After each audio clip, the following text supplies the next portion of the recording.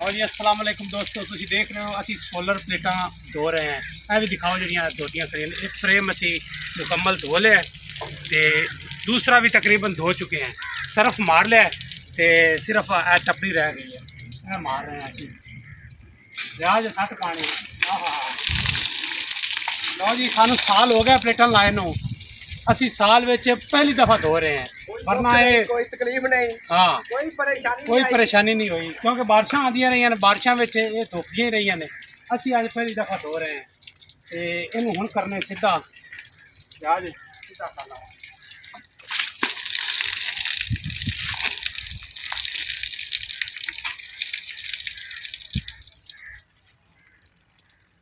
काम होंदा जिहड़ा अज हथ नाल कीता जाए, तसल्ली नाल कीता जाए, ठीक है। आपां फ्रेम सीधा कर दिता, करना थोड़ा थले, एक मिनट रुक जाए।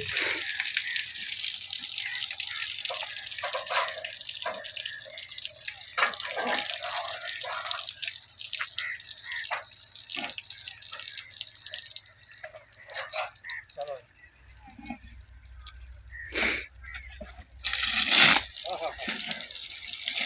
चमक गई नहीं हीरे वर्गी, हीरा नहीं चमक रहा आंदा।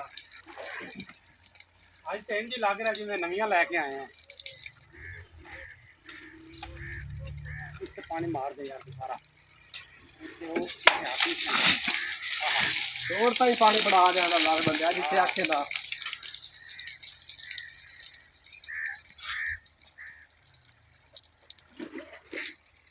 कपड़ी का अपना काम खत्म हो गया है, होने दे पानी सट लविए, ये रेडी है। वीडियो वैसा ही चढ़ गई।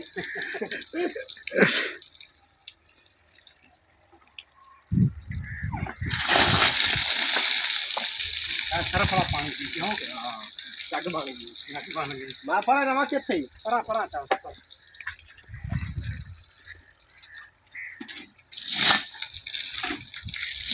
बड़ा चंगा तरफ यार, देख ले चंगा बनाई आंदा।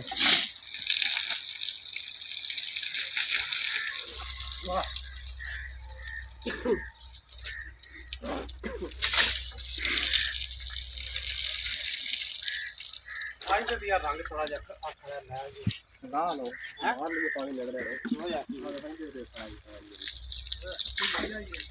ये थले थले खड़ा खड़ा तो बोला नहीं कपड़े में एक बारी।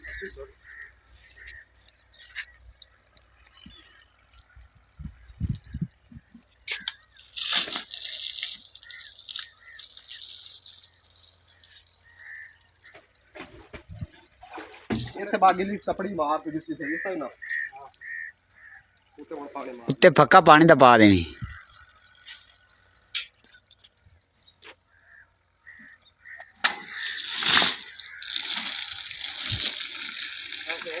मिट्टी लथी नहीं होगी, तो मिट्टी यार ना काट लेंगे। ये किवें लैंदी आवे कटिया होवे चमकदी चली हैं। ये तो हुण की हाल है यार, अपना दौर है। हाँ जी, दस यार तुम्हें दा की हाल है। इन दाल ले भी एक बार दोबारा फिर पानी मारना। और तो कच्ची राख है ये उत्ते किसे कराओ। ये मेरा ख्याल है ये कभी और होतियां ना कुछ 10-15 दिन बाद हाँ फिर सही हो जैसे। बात हो ली यार, मार चलो आप क्या एक बार गिनेंगे तो पानी मार लाने तो आना ही नहीं। साढ़े फ्रेम हो चुके मुकम्मल, असी इन्होंने जी धो लिया है। हुण उम्मीद है कोई महीना साडा चंगा लग जाएगा, महीने बाद इन्होंने फिर देवांगे।